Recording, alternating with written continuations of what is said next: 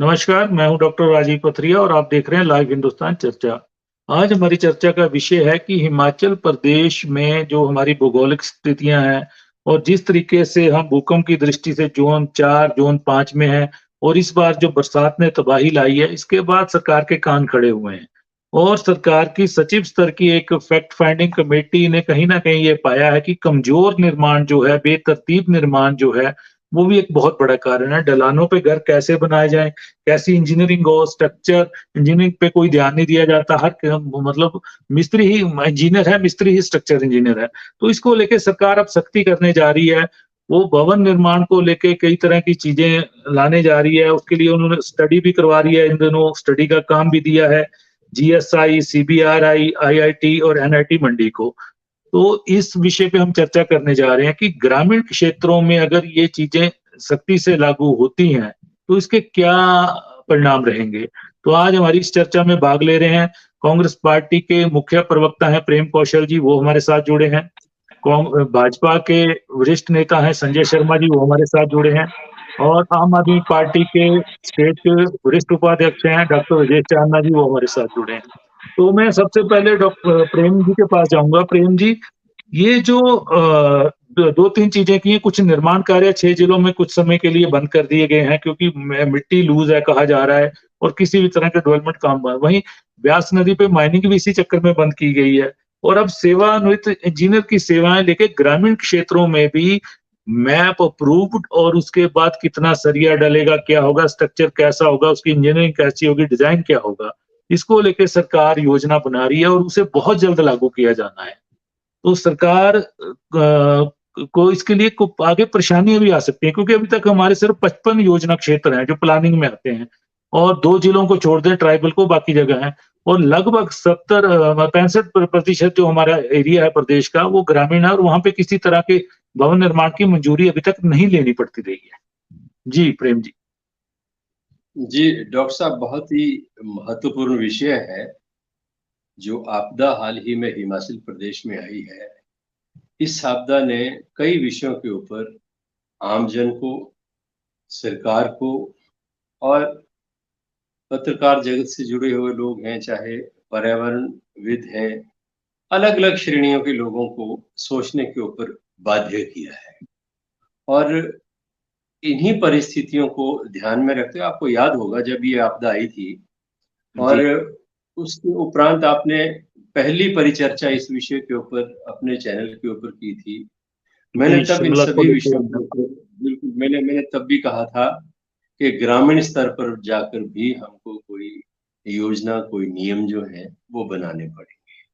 और ये जो बाढ़ आई है हिमाचल प्रदेश के अंदर, इससे ग्रामीण क्षेत्रों में भी बहुत भारी नुकसान हुआ है। जान का भी, माल का भी, लोगों के बहुत घर जो हैं वो इसमें ढह गए हैं, गिर गए हैं, दब के लोग चले गए हैं इस दुनिया को छोड़कर। तो निश्चित तौर पर इन विषयों के ऊपर सोचने की आवश्यकता थी। सरकार ने सोचा और एक ठोस इसके ऊपर नीति सरकार बनाने जा रही है। जैसा कि आपने कहा इससे कुछ समस्याएँ भी होंगी निश्चित तौर पर।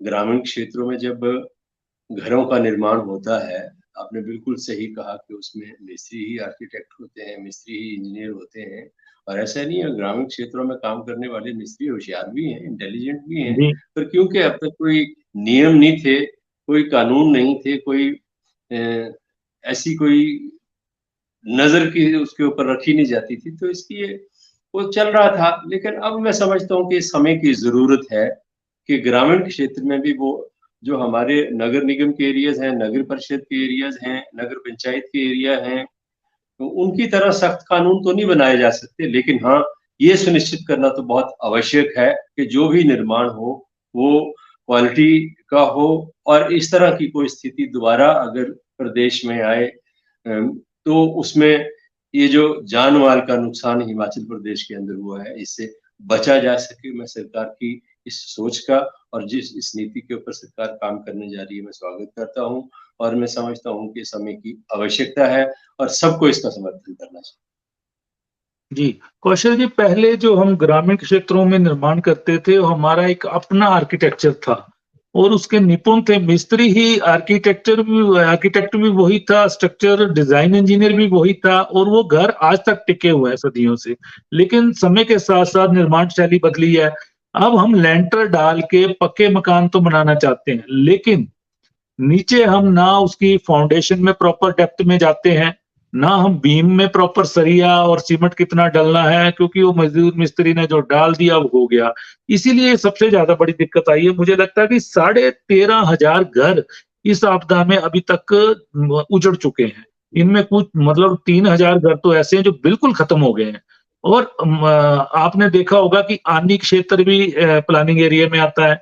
शिमला में आपने देखा कितने भवन गिरे हैं। शिमला में तो नियम बहुत सख्त हैं, लेकिन आपको नहीं लगता कि पालना करवानी, रेगुलाइजेशन की जो है, जो अथॉरिटीज हैं, वो काम उन्होंने काम सही तरीके से नहीं किया, इसलिए दिक्कत आ रही है। और यही समस्या आगे ग्रामीण क्षेत्र में हम करने तो जा रहे हैं, लेकिन यही समस्या वहां भी आ सकती है। बिल्कुल आपने सही कहा डॉक्टर साहब। सबसे बड़ी आवश्यकता तो जो नियम हैं उनको सख्ती से लागू करने की है। सभी सरकारों के समय में जो अवैध निर्माण अलग-अलग जगहों पे होते हैं, उनको पता नहीं किन कारणों से रेगुलाइज़ बाद में कर दिया जाता है। तो ये बड़ा दुर्भाग्यपूर्ण पहलू है। और आनी का आपने उदाहरण दिया, वो मंजर जो था, वो बहुत भयावह करने वाला था। जिस तरीके से ताश के पत्तों की तरह वो इमारतें गिरी, कैसे वो बनी, किसने उनको बनाने की इजाज़त दी, क्यों उनको बनने दिया गया। ऐसे ही शिमला की अगर हम बात करें, तो शिमला में भी हम जाते हैं, तो जब गलियों से निकलते हैं, दम घुटता है। हालाँकि पर्यावरण के हिसाब से, प्रकृति के हिसाब से शिमला को बहुत बेहतरीन शहर माना गया है। लेकिन जब आप शिमला से लोअर बाज़ार की तरफ को निकलो, तो उन गलियों से निकलते हुए आपका जो है, वो दम घुटना शुरू हो जाता है। तो जैसे मशरूम ग्रोथ होती है, उस तरह की कंक्रीट की जो इमारतें हैं, उनकी ग्रोथ हर जगह जो है वो हो रही है। ग्रामीण क्षेत्र का भी आपने ज़िक्र किया। निश्चित तौर पर पुराने ज़माने में दरअसल ग्रामीण क्षेत्रों में परिवार जॉइंट होते थे, फैमिली जॉइंट होती थी, तो इसलिए मकान जो थे वो इतनी ज़्यादा तादाद में निर्मित नहीं किए जाते थे। अब अगर एक परिवार में 4 भाई हैं, 4 भाई अपना घर बना रहे हैं, 4 भाई अपने ज़मीन गाँव में भी कम होती जा रही है। तो अब वो जो एक सेफ लैंड के ऊपर मकान बनाने वाला कांसेप्ट था, वो खत्म हो रहा है। जहाँ लैंड मिलती है, वहाँ लोग घर बना रहे हैं, जिसकी वजह से खतरा जो है वो बढ़ रहा है। लेकिन मैं फिर कहूँगा के नियम और कानून ग्रामीण क्षेत्रों के लिए भी लोगों की सुरक्षा को ही ध्यान में रखते हुए बनाने की आवश्यकता जी, संजय जी, सरकार की सख्ती की कोशिशें शुरू हो गई हैं, आए दिन मीटिंगें हो रही हैं, और लेकिन ये सख्ती कहीं इस तरीके की ना हो जाए कि उससे दिक्कत आ जाए ग्रामीण क्षेत्र के लोगों को। क्योंकि अभी तक हमारा ऊना जिला का अलग प्रभाव है, बिलासपुर का अलग है, सोलन का नालागढ़, बद्दी बरोटीवाला एरिया अलग है, वहाँ बहुमंजिला भी चल सकते हैं। कांगड़ा का भी कुछ क्षेत्र बिल्कुल प्लेन है। सिरमौर का भी कुछ क्षेत्र पांवटा की तरफ का प्लेन है। तो एक ही नियम ना थोप दिए जाएं, इसके लिए आपकी क्या सलाह रहेगी? बतौर विपक्ष आपकी पार्टी है कि ऐसे नियम बनाए जाएं जो सबको सुविधाजनक हों, कि कहीं पे पूरी तरह से ऐसा ना कर दिया जाए कि 3 मंजिल बना पाओगे आप, कहीं पे 4 अगर मंजिल अगर बन सकती हैं तो बनाई जाए। और जहां पे रिस्ट्रिक्ट करना है कि नहीं, मैक्सिमम हमारे हिमाचल प्रदेश में 5-6 मंजिल से ऊपर कोई स्ट्रक्चर नहीं बनेगा। इस तरह के सुझाव आने चाहिए, क्योंकि सरकार ने कसरत शुरू कर दी है, और कहीं अधिकारी और विशेषज्ञ ही अपने तौर पे कोई निर्णय न थोप दें। इसके लिए बहुत जरूरी है कि एक जनसहभागिता भी इसमें होनी चाहिए। क्यों संजय जी?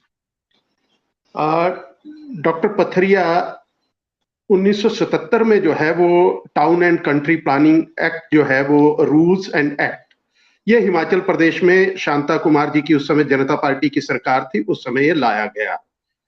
उसके बाद जो है वो इसमें कितनी अमेंडमेंट्स हुई हैं, और ये आपदा अब आई है। आपदा के 1 महीना पहले शिमला के लिए और कुछ और क्षेत्रों के लिए जो है वो एटिक की परमिशन कौन दे रहा था, जो कि टाउन एंड कंट्री प्लानिंग के रूल्स के अकॉर्डिंगली जो है वो नहीं दी जा सकती थी, जो पुराने थे। लेकिन 2014 का जो है वो town and country planning act जो है, उस रूल्स को जो है वो अमेंडमेंट करके उनको पैसे लेकर के, अगर किसी की 2.1 मीटर है उसको 50,000 रुपया देके आप रेगुलराइज करोगे। अगर 40 से 60 स्क्वायर मीटर तक है उसको 75,000 रुपया, 60 से 100 स्क्वायर मीटर है तो 1,000 रुपया लेकर के आप जो है वो उसको रेगुलराइज करने जा रहे थे। क्या सरकार को जो है वो उस समय नियमों का ध्यान नहीं था? क्या ये होना चाहिए?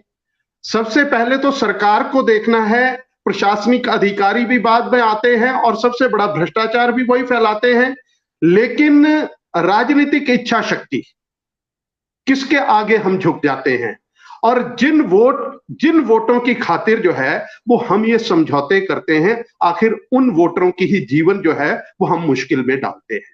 अब जब आपदा आई उसका परिणाम हमने बहुत जल्दी देख लिया, लेकिन जब कानून नया, कुछ नियम नए सरकार बनाना चाह रही है तो पूछना चाहता हूं कि किसके लिए बनेंगे? अमीर के लिए अलग और गरीब के लिए अलग बनेगा? क्या कुछ क्षेत्र के लिए अलग बनेगा, कुछ क्षेत्र के लिए अलग बनेगा? क्या ये नियम उसी तरह के होंगे जिस तरह आपने ब्यास के किनारे जो है वो क्रशर सभी बंद कर दिए, लेकिन एक जिला ऐसा भी आपने वो कर लिया वहां पे सारे ही कर दिए, जहां ब्यास का लेना देना ही नहीं है वहां भी बंद कर दिए। और आपने क्या किया? दूसरे जिला के खोल दिए। वहां पे जो है वो निर्माण सामग्री जो है वो इतनी महंगी कर दी गई कि आज सरकारी काम करवाने के लिए ही सरकार को दिक्कत आ रही है। अधिकारियों के हाथ खड़े हो गए कि हम जो है वो इस कॉस्ट के ऊपर निर्माण कैसे करवाएं। तो आम जन, जिनके मकान गया है, जिनका डंगा गया है, जिसकी दुकान गई है, वो काम कहां से करवाएगा? तो ये नियम जो आप टीसीपी में भी लाने चाह रहे हैं, घरों का निर्माण और भविष्य के निर्माण के लिए लाना चाह रहे हैं, क्या इस तरह के लाना जा रहे हो? होने चाहिए निश्चित तौर पे जो है वो, अगर टीसीपी एक्ट बना था तो उसका जो है वो निश्चित तौर पे पालन होना चाहिए था, क्योंकि नागरिक की सुरक्षा के लिए ही ऐसे नियम बनाए जाते हैं। लेकिन सरकारों को यह भी देखना चाहिए कि वही नियम जो है वो आखिरकार कल को जो है वो किसी व्यक्ति के लिए जो है वो उसके गले की फांस ना, उसका जीवन ही रुक जाए, उसका व्यवसाय करने का कोई साधन ही ना रहे। इस तरह के नियम नहीं आने चाहिए। आप नियमों की बात करते हैं, टीसीपी का एक्ट है, मैं आज भी बोलना, मैं माफी चाहूंगा, कौशल जी बुरा नहीं मानेंगे, लेकिन कांगड़ा के अंदर 2 नेता हैं, दोनों में आपस में होड़ रहती है बिल्डिंगें बनाने की, निर्माण की, और 10-10 मंजिल तक जो है वो खड़े कर दिए गए हैं, कोई पूछने वाला नहीं है। क्या मुख्यमंत्री जी उसके ऊपर भी कोई निर्णय लेंगे? क्या उसके ऊपर भी जो है वो कोई कार्रवाई की जाएगी? क्या पुराने निर्माणों को जो है, अवैध निर्माण जो है वो आज भी सरकार वही ढर्रे पे चलेगी कि उसको कुछ पैसे लेकर के नियमों में परिवर्तन करके हम उनको रेगुलराइज करेंगे? क्या अधिकारी 5 साल आपकी सरकार क्या करती रही? जो आपके 8 महीने की उसमें हो रहा है। लेकिन मेरा बोलने का मतलब यही है कि राजनीतिक लाभ के चलते हम कानून किसके लिए बना रहे हैं? गरीब के लिए, आम आदमी के लिए, जिसका न्यायालय तक नहीं पहुंच सकता है, जो विभाग तक नहीं पहुंच सकता है, उसको दबाने के लिए? ये इसके लिए एक राजनीतिक बहस होनी चाहिए। इसमें राजनीतिक बहस के साथ साथ इसमें जो है वो सामाजिक बहस भी होनी चाहिए। आप एनजीओ को भी शामिल करिए, आप निर्माण कार्यों से जुड़ी हुई संस्थाएं जो है वो उनको भी उस कमेटी में बनाइए। एक निर्णय ऐसा आना चाहिए कि ऊना के लिए क्या हो, धर्मशाला के लिए क्या हो, शिमला के लिए क्या हो, कांगड़ा के बाकी क्षेत्र के लिए क्या हो, बिलासपुर के लिए क्या हो। हर एरिया की प्रोफाइल अलग है, भौगोलिक परिस्थिति अलग है। आपको याद होगा कि नियमों की अनदेखी तो अलग चीज है, नियमों को धज्जियां कैसे उड़ाई गई। कांग्रेस के ही एक केंद्र के वरिष्ठ नेता थे, बाद में वो मुख्यमंत्री भी बने। उनका 1994 के अंदर जो मनाली के अंदर बाढ़ आई थी, ब्यास के बीच में हेलीपैड बनाया हुआ था, ब्यास के बीच में जो है वो कमरे खड़े कर दिए गए थे। वो हेलीपैड भी बहा था, वो कमरे भी बहे थे। किसने इजाजत दी? जी वो भी एनजीटी के ध्यान में आया, तब जुर्माना लगा उस पर भी।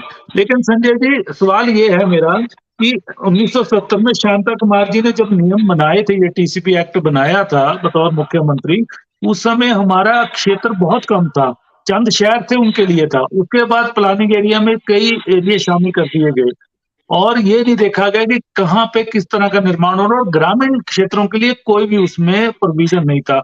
1990 में शांता जी फिर आए और आप भी उनके राजनीतिक सचिव रहे हैं, तो क्या 90 में बीच में चलो कांग्रेस ने कुछ नहीं किया, 90 में ही अगर तब्दीलियां कर दी जाती तो इस तरह का बेतरतीब निर्माण आज नहीं दिखता कहीं भी। जी संजय जी। पथरिया जी देखिए, नियमों में कोई बहुत ज्यादा वो नहीं, नियम जो है वो हमेशा, कानून जो है अगर 302 के अंदर जो है, अगर 302 के मुकदमे में अगर प्रावधान है सजा का, तो वही नियमों के अंदर था प्रावधान। लेकिन जो है वो राजनीतिक इच्छा शक्ति नहीं होने के कारण जो है, और सिर्फ वोट की राजनीति के आगे झुकते चले जाना इसका सबसे बड़ा कारण रहा है। मैं किसी राजनीतिक उस पे नहीं कह रहा हूं कि बीजेपी या कांग्रेस, लेकिन राजनीतिक कारणों से जो है वो नियमों में परिवर्तन करते चले जाना, झुकते चले जाना, वो कहीं ना कहीं आज जो है इस आपदा के अंदर हमें देखने को मिला है। ये सबसे बड़ा कारण रहा है। और निश्चित तौर पे नियम किसके लिए है, कायदे कानून जो है वो किसके लिए बनाए जाते हैं, जनता की उसके भलाई के लिए। आप समझाने की बजाय जो है वो हम उसके अंदर जो है वो परिवर्तन करते चले जाते हैं, हम उसके आगे झुकते चले जाते हैं, जबकि हमें हमारे पे इतनी इच्छा शक्ति नहीं है कि हम उनको कन्विंस कर सकें कि ये आपके लिए ही है, आपकी सुरक्षा के लिए है। भविष्य में ऐसी आपदाएं हमेशा नहीं आती हैं, लेकिन जब आती हैं तो वो बहुत बड़ी विपदा बन के खड़ी होती है। आज तक आपके चैनल पे ही मैंने, आपको याद होगा, मैंने प्रश्न उठाया था कि सरकारों की इच्छा शक्ति, आप ये देखिए, मैं कह रहा हूं कि ये जो प्राकृतिक बाढ़ आई है वो अलग है, लेकिन जो मैन मेड डिजास्टर, जिसके ऊपर जो है इतने लोग, इतना पशुधन बहा, इतनी फसलें बर्बाद हो गई, पंडोह के अंदर हुई, कांगड़ा के पौंग डैम के अंदर हुई, आप अधिकारियों से चेक ले रहे हो, जो दोषी है, जिनके ऊपर कार्रवाई होनी चाहिए, आप उनसे चेक ले रहे हो, आपदा के नाम के ऊपर चेक ले रहे हो, आप उनकी जवाबदेही नहीं फिक्स कर रहे हो। आपको जो है वो उनके ऊपर मुकदमा करना चाहिए। वो जितनी भी पन विद्युत परियोजनाएं हैं जिन्होंने मैन मेड डिजास्टर जो बनाया, उनको उनके ऊपर सरकार का एक शब्द नहीं बोला गया। मुख्य सचिव प्रदेश के मान रहे हैं कि 23 बांध में से 21 बांधों ने नियमों का पालन नहीं किया है, लेकिन आपके मुंह से एक शब्द नहीं निकलता है। तो आपकी ये इच्छा शक्ति जो है वो यहीं पे दिख जाती है। आप केंद्र की सरकार को कोस लोगे, आप दूसरे लोगों को कोस लोगे, लेकिन जहां पे आपकी इच्छा शक्ति दिखनी चाहिए वहां पे आपकी इच्छा शक्ति नहीं दिखती है। तो यहीं से कि आगे हश्र क्या होने वाला है। आप बोल रहे हो कि हम रिटायर्ड इंजीनियर्स की ये जो आगे नियम कैसे लागू हो, निर्माण कैसे हो, आप रिटायर्ड लोगों की सेवाएं लेंगे, लेकिन क्या उनके क्रेडेंशियल चेक करेंगे? आपका क्या क्राइटेरिया क्या होगा उनको रखने का? जिसके समय में सबसे ज्यादा भ्रष्टाचार हुआ होगा, जिसके समय में ज्यादा अवैध निर्माण हुए, जिसकी जो है वो कार्य प्रणाली जो है वो संदिग्ध रही है, उनको आप रख लोगे, अपने लोगों को वहां पे जो है वो स्थान देने का प्रयत्न करोगे, भाई भतीजावाद चलेगा, पिक एंड चूज चलेगा, उसके भीतर उसके लिए आपने क्या वो सोचा है? ये इन नियमों के ऊपर जो है इनके ऊपर चर्चा नहीं होनी चाहिए क्या? बिल्कुल आपका जो है, अगर अंग्रेजों ने धर्मशाला को नहीं चूज करके, क्योंकि उसको जोन 5 में माना, सेस्मिक जोन 5 में माना उसको, इसलिए उन्होंने शिमला को राजधानी बनाया। तो शिमला भी जोन 4 में लेकिन चलो, उनको पहाड़ों से प्यार था, उन्होंने बना दिया। लेकिन उसके बाद जो परिवर्तन होने चाहिए थे, जो जिस तरह का जो भौगोलिक परिस्थिति के चलते हमें कितनी वहां की जनसंख्या से ऊपर नहीं जाना है, क्या ये नियम तय नहीं होने चाहिए थे? जी जी, बिल्कुल। ये सारी जो है ये बहुत लंबी चर्चा का विषय है, और इसको मुख्यमंत्री के कार्यालय में बैठ करके मुख्य सचिव और सेक्रेटरी टीसीपी और 10 लोग बैठ करके इसको तय नहीं कर सकते हैं। इसके लिए विस्तृत चर्चा चाहिए। इसके लिए जो है वो तमाम प्रदेश के जो है पंचायत प्रधान से लेकर के जो है, हर पंचायत के प्रधान से लेकर के जो है वो नगर परिषद, नगर पंचायत, नगर निगम, सभी के जो है वो इसमें मत आना चाहिए। उनके क्या, उनका विचार क्या है, इसके लिए ये सारी चर्चा होनी चाहिए। उसके बाद जो है वो नियम आने चाहिए। जी संजय जी। जी, तो मैं प्रेम जी आपके पास बाद में आऊंगा, और भी सवाल है। मैं पहले डॉक्टर चांदना जी के पास जा रहा हूँ। चांदना जी, क्या ये जो भी नियम बनाए जाते हैं, जनता को ज्यादा पता होता है कि ये जो पहाड़ी है ये कैसी है, इसका क्या है, लेकिन राय नहीं ली जाती। ग्रामीण क्षेत्रों में अब जाहिर है ये एक तरह से प्लानिंग ही है, जो है प्लानिंग एरिया बन जाएंगे वो भी पूरे हमारे ग्रामीण क्षेत्र, क्योंकि जब वो नक्शा और उसकी स्ट्रक्चर डिजाइन सब अप्रूव होंगे और सेवानिवृत्त हमारे लोक निर्माण विभाग के अधिकारियों की जेई से लेके मुख्य अभियंता तक की सूचियां मांग ली गई हैं, सरकार ने, टीसीपी विभाग ने मांग ली, उनको इम्पैनल किया जाने वाला है। तो उससे पहले क्या एक जनता की भागीदारी से इसको बनाया जाना जरूरी नहीं है कि कोई प्लानिंग हम बनाए, जन सहभागिता से बनाए? ठीक है, टेक्नोक्रेट उसमें बताएंगे कि ये दिक्कतें आ सकती है क्या है, लेकिन उनके विचार भी लिए जाने जरूरी है कि नहीं? जी जानना जी। नमस्कार सभी को। मैं हिमाचल की जो भौगोलिक स्थिति है, हमारा हिमाचल जो है सिस्मिक, ऑलमोस्ट सिस्मिक जोन में आता है 4 और 5 के उसमें। तो मैं ये कहता हूं, जो आपने मेरे से पूछा कि भाई पॉलिसी कैसी आनी चाहिए, पॉलिसी देखो हिमाचल में टोटली हर जगह की डिफरेंट पॉलिसी होती है। अब देखो लैंड के ऊपर डिपेंडेंट है, जहां बिल्डिंग खड़ी हो रही है वो लैंड कैसा है, वहां स्ट्रेटा कैसा है, सॉइल टेस्टिंग, आज तक कोई सॉइल टेस्टिंग नहीं हुई, कोई स्ट्रेटा नहीं देखा जाता। जो और इवन स्लोप का भी अब कुछ दिन से रूल बना, नहीं तो पहले तो स्लोप भी दरकिनार कर दिया जाता था। और एक बहुत बड़ी बात जो हिमाचल के साथ हो रही है कि लोग टीसीपी रूल्स या एमसी रूल्स, जो भी कंस्ट्रक्शन के रूल्स हैं, उनकी धज्जियां उड़ाते हुए कंस्ट्रक्शन करते हैं और ये सोच के करते हैं कि चुनाव के बाद हमारी बिल्डिंग पास हो जाएगी। मतलब पिछले 3 चुनाव मैं देख रहा हूं इसी बात पे लड़े गए हैं कि भाई चुनाव आएंगे। शिमला में सबसे बड़ी समस्या है ये, जानना कि लगभग 20 से ज्यादा यहाँ पे अभी भी अवैध है। हर चुनाव में लोग ये उम्मीद में होते हैं कि नई सरकार आएगी और रिटेंशन पॉलिसी या कुछ ले आएगी और हमारे नक्शे पास हो जाएंगे। मतलब लोग अंधाधुंध कंस्ट्रक्शन ये सोच के धज्जियां उड़ा के मतलब राजनीतिक प्रयोग करते हैं। अब उसको आप भ्रष्टाचार का भी नाम दे सकते हो कि भ्रष्टाचार के सिर पे बिल्डिंगें पास हो रही। पर अब सबक सीखने का समय आ गया है, अब पूरे हिमाचल को सबक सीखने का समय आ गया है। और अभी भाई साहब ने बताया कि कांग्रेस ने आते ही, सत्ता में आते ही एक 2014 को रूल्स अमेंड करके और एटिक को हैबिटेबल बनाने की कोशिश की है और कुछ फाइन लेके ये सब किया है।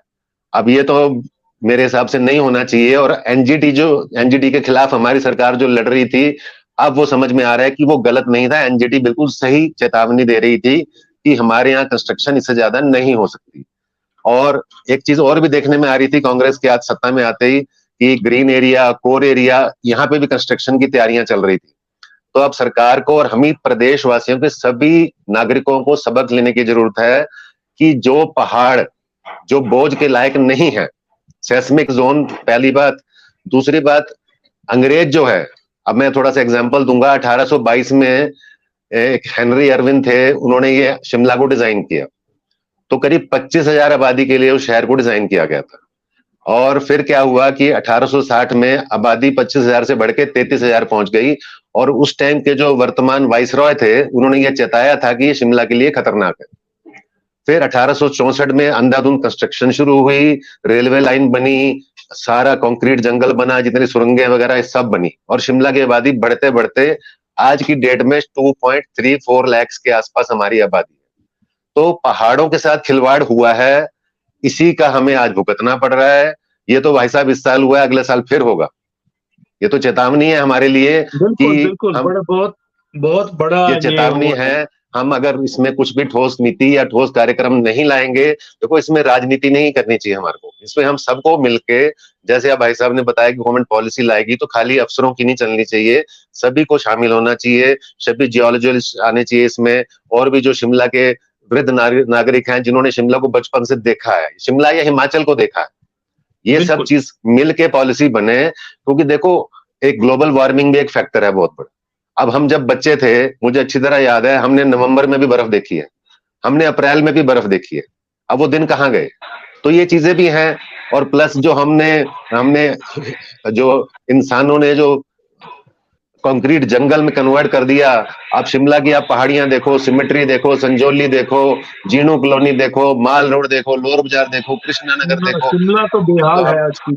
आज की डेट में तो शिमला तो बेहाल हमने हो इसका जाता है। बहुत बुरा हाल बना दिया है। बिल्कुल। इवन धर्मशाला में गया हूँ, वहां भी बुरा हाल है, हर तरफ बुरा हाल है। जी। तो ये चीजें हमें ठोस नीति लानी होगी और सरकार को सभी के साथ मिलके एक शानदार नीति ऐसी लानी होगी जो सबके हित में हो, और सबसे बड़ी बात है कि हमारे प्रदेश की जो ज्योग्राफी है उसके हित में हो।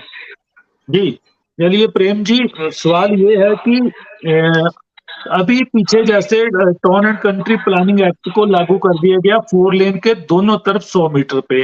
अब वो भी लोग परेशान हो गए हैं, जिनके घर टूटे हैं वो नया बनाने के लिए आजकल चक्कर लगा रहे हैं।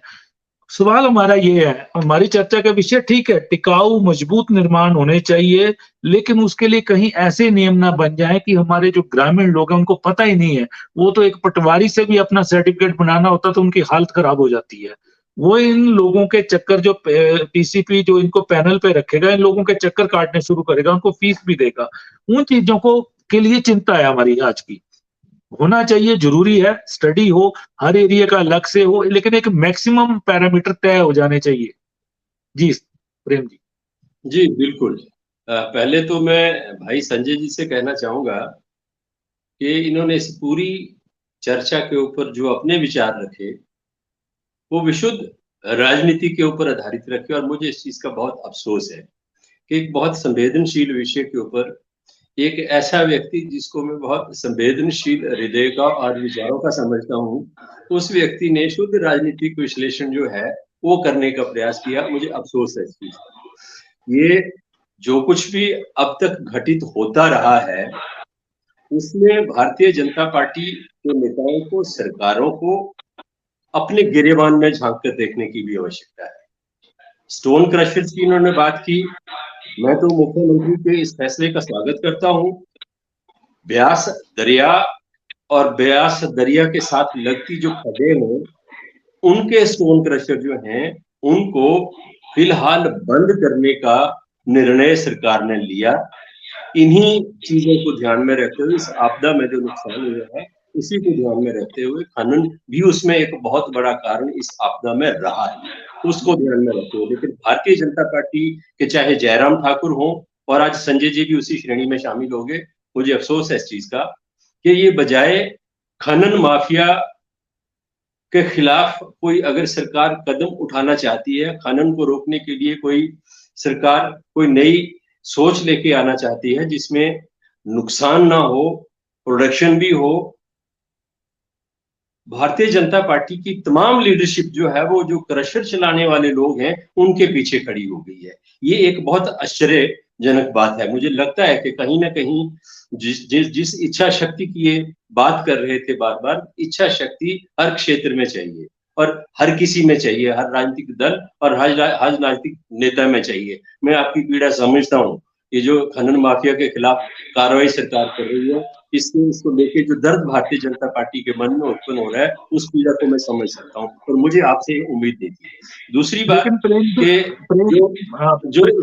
लेकिन एक दिक्कत हो गई है कि जो निर्माण कार्य है कांगड़ा डिस्ट्रिक्ट, खासकर कांगड़ा डिस्ट्रिक्ट, आपका हमीरपुर डिस्ट्रिक्ट, इसमें जो निर्माण कार्य चल रहे थे ये सारे क्रशर बंद हो गए हैं, तो उनको महंगी सामग्री खरीदनी पड़ी है। ये चिंता है संजय जी की, जो मुझे लगता है। जी ये डॉक्टर साहब, ये टेम्परेरी है, ये कोई परमानेंट नहीं है, ये टेम्परेरी है। कोई लगातार कोई बंद थोड़ा ना रहेंगे, लेकिन हाँ इसके लिए कोई नया कोई सिस्टम जो है उसके ऊपर सोचा जा रहा है, साइंटिफिक तरीके से सारी चीजें हो, उसको सुनिश्चित करने के लिए इनको बंद किया गया कि इस तरीके से अब आगे काम करना है। उसके लिए एक टेम्परेरी डिसीजन है, it is not a permanent decision. इसमें इतना विचलित होने की आवश्यकता नहीं है। जहाँ इतना नुकसान इस प्रदेश ने झेला है उस नुकसान की भरपाई कैसे करनी है, आगे उससे कैसे बचना है, उसी सोच के चलते इनको बंद किया गया है। तो इसमें इतना परेशान होने की आवश्यकता किसी को भी नहीं है, मैं समझता हूँ। थोड़े दिनों की एक मुश्किल निश्चित तौर पर आएगी, जो कंस्ट्रक्शन वर्क है, चले जो मटेरियल महंगा होगा, कुछ होगा, बिल्कुल वो चल रहा है इन दिनों, बहुत मतलब लोग ठगी कर रहे हैं मटेरियल सप्लायर जो है इस तरह के। चलिए संजय जी बोलिए। जी मैं कौशल जी की बात का, कौशल जी मेरी राजनीतिक पीड़ा को इन्होंने कहा कि भाजपा की राजनीतिक बौखलाहट को समझ रहे हैं। आपको मैं याद दिलाना चाहूंगा कौशल जी, उप मुख्यमंत्री मुकेश अग्निहोत्री जी जब मंड एरिया के अंदर जो है वो नूरपुर इंदौरा के साथ लगते बाढ़ आई, वो वहां पे गए। वहां पे उनकी पार्टी के पूर्व विधायक, बड़े नेता के बेटे वो वहां पे खड़े थे और लोगों ने वहां पे उनके सामने आरोप लगाया कि ये जो महाशय खड़े हैं, इनके 2 क्रशरों के अवैध खनन के कारण जो है वो हमारी आज ये फसलें और ये बाढ़ से बर्बादी का कारण बनी है। वहां पे उनके सामने, और उप मुख्यमंत्री के मुंह से एक शब्द जो है वो नहीं निकला।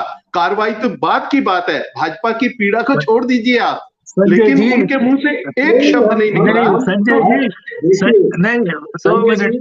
जी, सवाल ये है कि क्रैशर भाजपाइयों के भी उतने हैं, कांग्रेसियों के भी उतने हैं, हर जगह में इस इंडस्ट्री के प्लेयर ही दोनों पार्टियों के नेता हैं। हम किसी भी कोई भी अवैध क्रशर चला है, अवैध खनन हो रहा है, प्रदेश के किसी भी हिस्से में नहीं होना चाहिए, वो सिरमौर में भी नहीं होना चाहिए, वो ब्यास के किनारे भी नहीं होना चाहिए, वो सतलुज के किनारे भी नहीं होना चाहिए, किसी भी किनारे पे नहीं होना चाहिए। अवैध खनन करने वाला जो है वो प्रदेश का दुश्मन है। हाँ जी सर, मैं इतना ही कह रहा हूँ, नहीं किया जाना चाहिए, लेकिन हमारा हिमाचल प्रदेश 2 बड़े राजनीतिक दल के प्रवक्ता मेरे सामने बैठे हैं, कौशल जी और शर्मा जी। इन दोनों दलों की जिम्मेवारी बनती है एक सिरे से इनकार कि कर दिया प्रदेश को बचाएं। नहीं हो रहा है इस चीज का। मैं इतना ही कहना चाहूंगा कि राजनीतिक रोटियां ना सेकते हुए प्रदेश को बचाने की और नीति लाएं।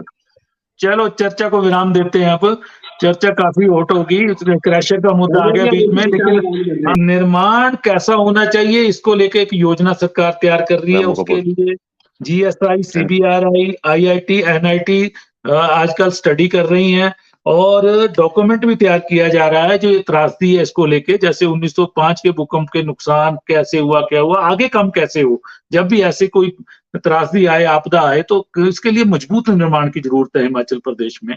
उसके लिए ग्रामीण क्षेत्रों में भी अब मन मर्जी से निर्माण नहीं चलेंगे, उसके लिए सरकार सख्ती करने जा रही है।